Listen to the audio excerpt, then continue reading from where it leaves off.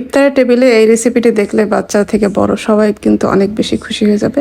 Hello everyone, আসসালামু আলাইকুম। সাবিয়াস রেসিপিতে আপনাদের স্বাগত। আজকে আমি চিকেন চিজ বল তৈরি করব।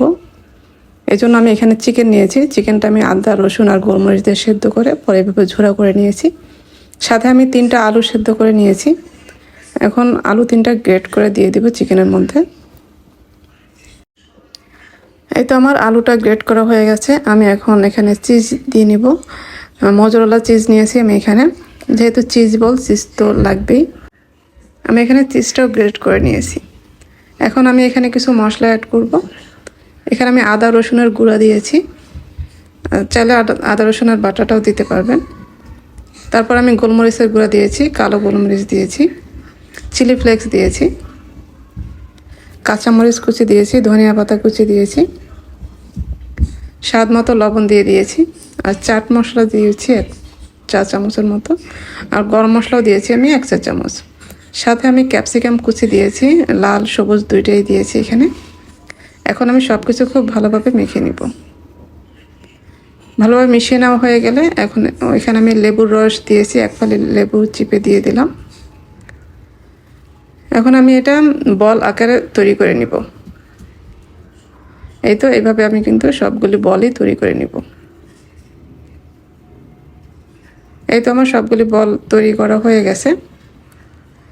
আমি এখন এটা কোটিংয়ের জন্য এখানে ডিম নিয়েছি একটা, সাথে আমি লবণ আর একটু কর্নফ্লাওয়ার দিব, দিয়ে খুব ভালোভাবে মিশিয়ে নিব।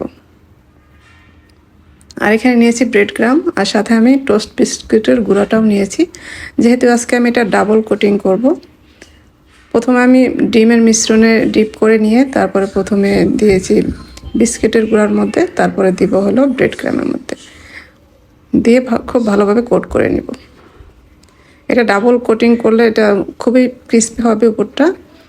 আর দেখা যায় আমরা চিজ দিয়ে তৈরি করেছি, তো ডাবল কোটিং করলে চিজগুলি বের হয়ে যাবে না। একবার কোটিং করলে অনেক সময় দেখা যায় চিজটা বের হয়ে যেতে চায়, এজন্য ডাবল কোটিং করলে কিন্তু এটা ভালো হবে। আর এভাবে কিন্তু আমরা ডিপ ফ্রিজেও সংরক্ষণ করতে পারবো, প্রায় 1 মাসের বেশিও সংরক্ষণ করা যাবে। এই তো আমার সবগুলি বলেই কিন্তু আমি খুব সুন্দরভাবে কোট করে নিয়েছি। এখন ভাজতে চলে আসলাম। আমি কিছু কিন্তু ফ্রোজেন করে রাখবো, আর কিছু আপনাদের ভেজে দেখাবো। তেলটা কিন্তু বেশ ভালোভাবে গরম করে নিতে হবে। গরম করে তারপরে আমরা চিজ বলগুলি দিয়ে দিব, তারপর উল্টে পাল্টে সুন্দর একটা কালার আসা পর্যন্ত ভেজে নিব। এটা ভাজতে খুব একটা সময় লাগবে না, যেহেতু আমাদের সব কিছু কিন্তু ভিতরে রান্না করাই আছে আগের থেকে। এটা কিন্তু উপরটা খুবই ক্রিস্পি হবে, আর খেতেও কিন্তু খুবই মজা হবে। যেহেতু চিজ দিয়ে তৈরি, বাচ্চারা তো খুবই পছন্দ করবে।